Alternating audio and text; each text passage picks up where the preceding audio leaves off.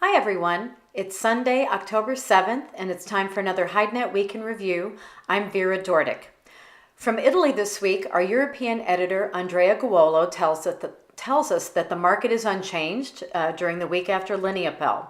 Tanneries right now are preferring to deal with fresh hides or wet blue, and the outlook for the cheapest hides is certainly not any better than it has been previously.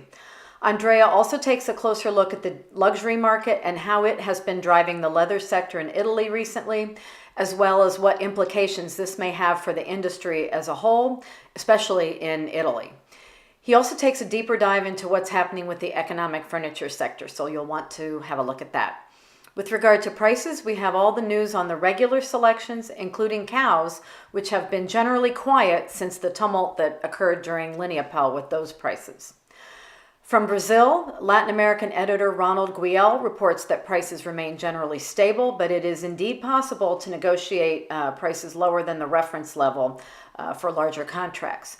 This week, we also have items on the country's leather exports, which were up more than 19% in September, and Brazilian footwear exports, which unfortunately are down not only for September, but also for the first 9 months of the year as well.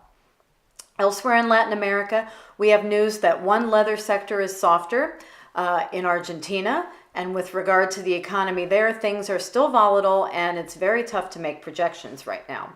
In addition, we have news that Argentina will reduce tariffs on the import of footwear supplies with the aim of improving the competitiveness of domestic production.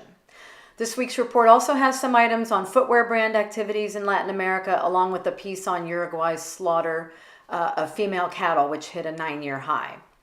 Turning to the United States, prices were steady to lower on most steers. Trading on cows was thin, and this was mainly thanks to the general weakness in these selections, but also because of the Chinese holiday week. We'll see if that changes in the coming period. Taking a look at heavy Texas steers, once again they managed to stay steady with last week.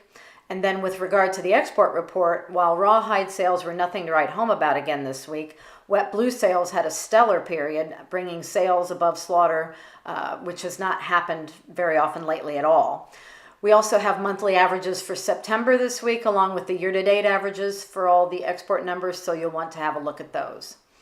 In the news section, we cover the intended merger of the US HSLA and the Leather Industries of America, which was announced this week, along with news on the LA and Long Beach port truckers and warehouse workers who began a strike during the week.